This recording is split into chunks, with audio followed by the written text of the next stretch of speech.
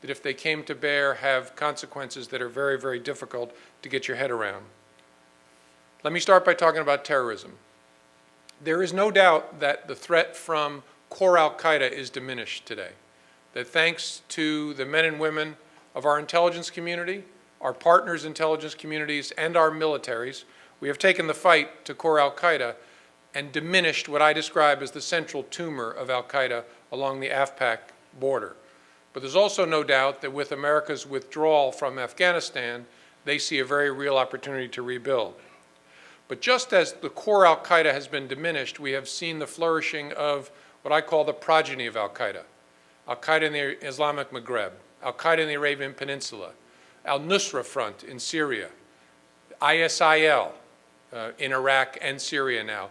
The progeny of al-Qaeda have found the space and time to flourish throughout the Gulf and throughout North Africa. I wake up every morning worrying about the progeny of al-Qaeda flourishing in the ungoverned or lightly governed spaces in that area, and I'm especially concerned about Syria. Syria serves as a breeding ground, a training ground, and a networking ground for thousands of jihadis from all over the world. They have gone there in huge numbers to join the fight with groups like al-Nusra or ISIL. The going is very worrisome. It is the coming out that worries me even more. Those of us who know history can remember the diaspora of terrorists out of Afghanistan after the war with the Soviets and can draw a line from that diaspora to 9/11. We in the intelligence and law enforcement communities are determined not to allow a line to be drawn from a future diaspora out of Syria to a future 9/11 event. It's for that reason that we, Interpol, and dozens of our law enforcement and intelligence partners around the world are spending time every single day worrying about the so-called Syria traveler threat. And of course, we're monitoring what's happening with ISIL even today in Iraq to see what the implications are for that threat and future threats.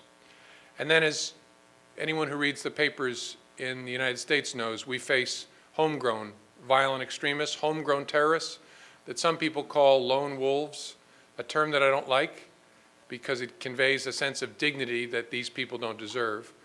These homegrown violent extremists are people who are not directed by an al-Qaeda, but are inspired and trained through the poisonous information that's available on the internet. Al-Qaeda sponsored by ISIL, sponsored by AQAP, and in their basements convince themselves they need to engage in violent acts in pursuing some jihad of their own and emerge from their basements to kill innocent civilians here in the United States.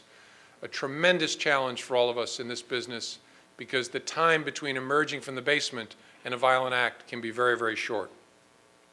So that's terrorism. Let me say a word about cyber, a threat that everyone in this room knows touches all of the responsibilities that we worry about. I view it as a stack.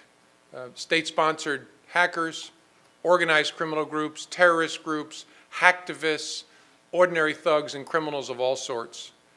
Cyber touches everything the FBI is responsible for. I try to explain to people who don't know it as well as you do that it's actually not a thing, it's a vector. It's a way that bad people try to accomplish their ends. Because we as a society here in the States and our partners around the world, because all of us have connected our entire lives to the internet, that's where bad people come for our things.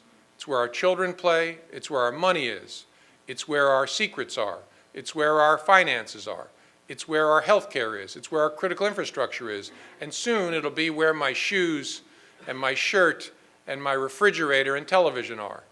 The so-called Internet of Things is just another leap towards connecting all of our lives to the internet.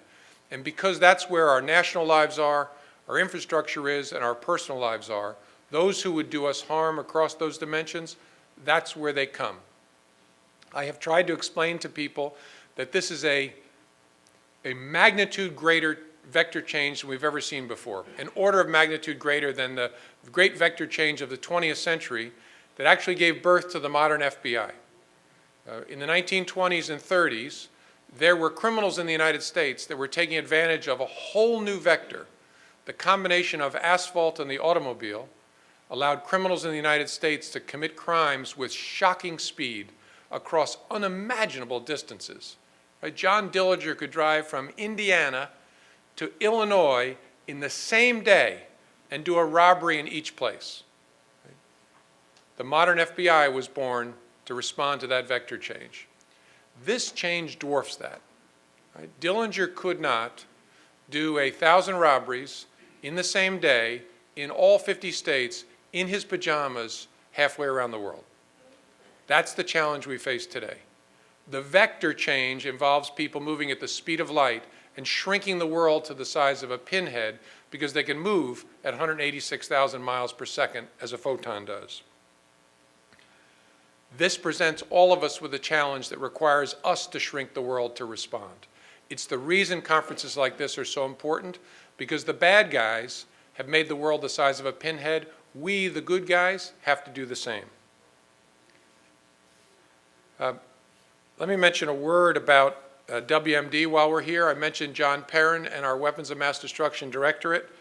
We stood it up in 2006 because the FBI under Bob Mueller recognized that it posed a threat that touched so many of the dimensions of the FBI that we needed to bring together counterterrorism elements, counterintelligence, intelligence, scientific, and technological to provide timely analysis of the threat and response.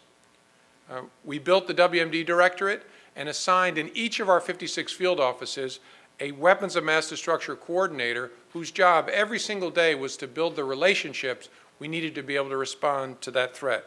With the private sector, with the academy, with infrastructure partners, with other government partners. That coordinator's job in each of our 56 field offices is to share information, right? To make sure that we are pushing information to our partners and we're getting information that's useful to all of us to respond to terrorists, criminals, lone actors, or insiders. We also have 64 legal attachés around the country, 2 embedded WMD assistant legal attachés, 1 in Tbilisi and 1 in Singapore. The goal, again, is to shrink the world to respond to the threat.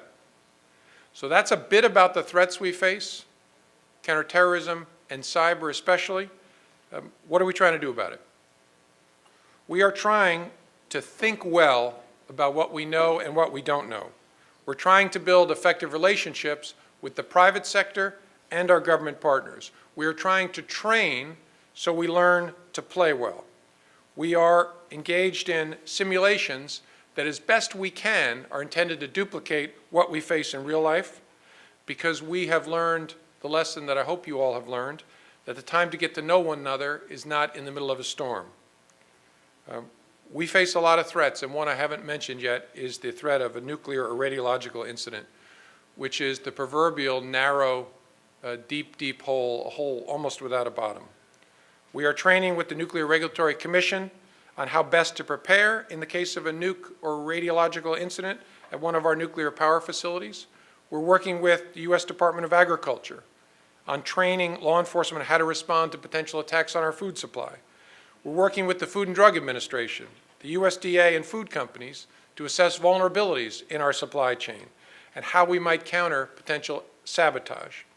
We're working with the Centers for Disease Control and Prevention to see if we can't get better at joint training with local law enforcement and our public health agencies to respond to possible bioterrorism and to recognize early signs of radiation or chemical sabotage. And we're training with our great partners at DHS, the U.S. Coast Guard, and the Department of Defense to test law enforcement response and communication in the event of an attack on the maritime or transportation sector. And as I said with my thank you at the beginning, we rely very heavily on Interpol, because it's only through Interpol that we can reach, at the touch of a button, each of our 190 member countries to help us address the WMD threats that span the globe. So I hope you know how important these partnerships are to us. It's one of the reasons we sponsor a conference like this. It's also one of the reasons we operate the National Academy. I know there are a lot of National Academy graduates here today. I believe the National Academy is one of the crown jewels of the FBI. In fact, I don't think of it as an FBI thing. I think it is something that I hold in trust as the director of the FBI for all of us in global law enforcement and here in the States.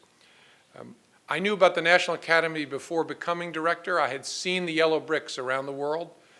There was a lot I had to learn, though, about the National Academy. I learned that people at the National Academy practice karaoke, which I had not heard before.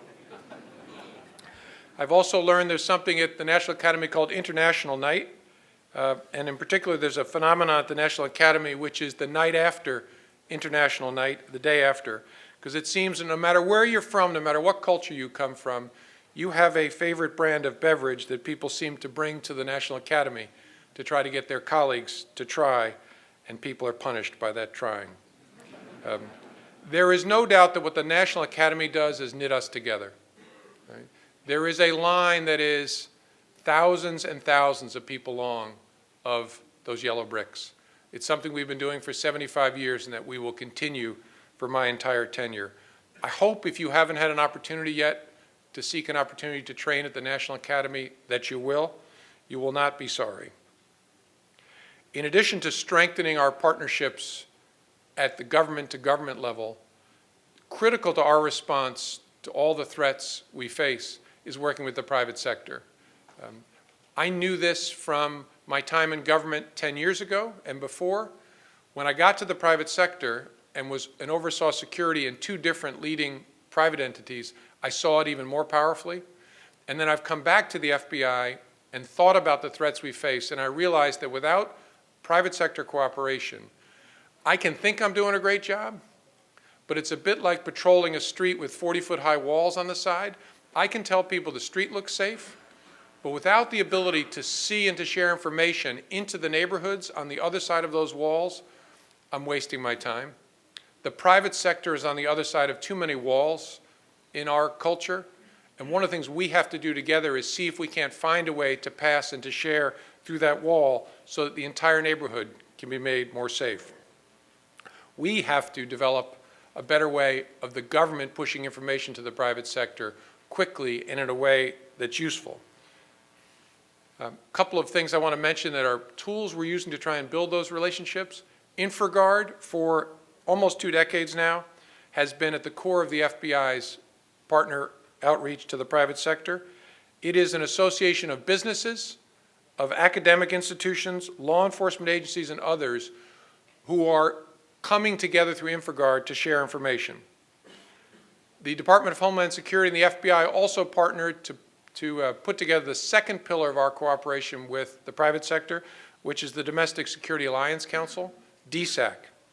That strategic collaboration is designed to help us prevent, detect, and investigate criminal acts, while allowing private companies to receive from the government information that they can use to stop thieves, hackers, and criminals before they steal their intellectual property and their money.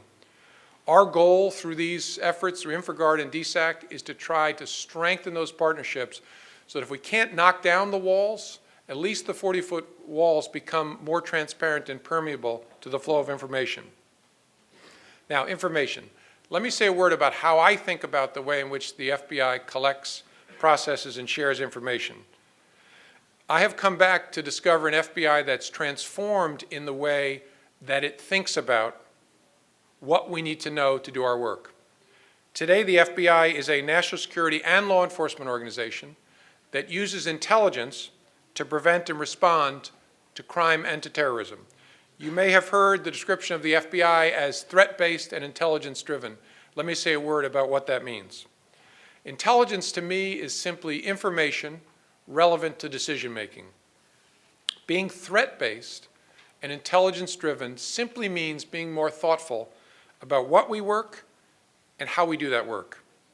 Becoming better at gathering useful information for ourselves, for policymakers, and our partners in both the government and the private sector is one of our top priorities on both the national security and the criminal side of the FBI.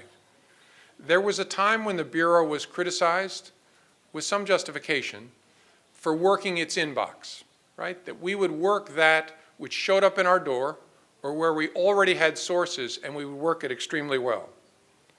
But we were too often accused of, and some of that was fair, of working what was directly in front of us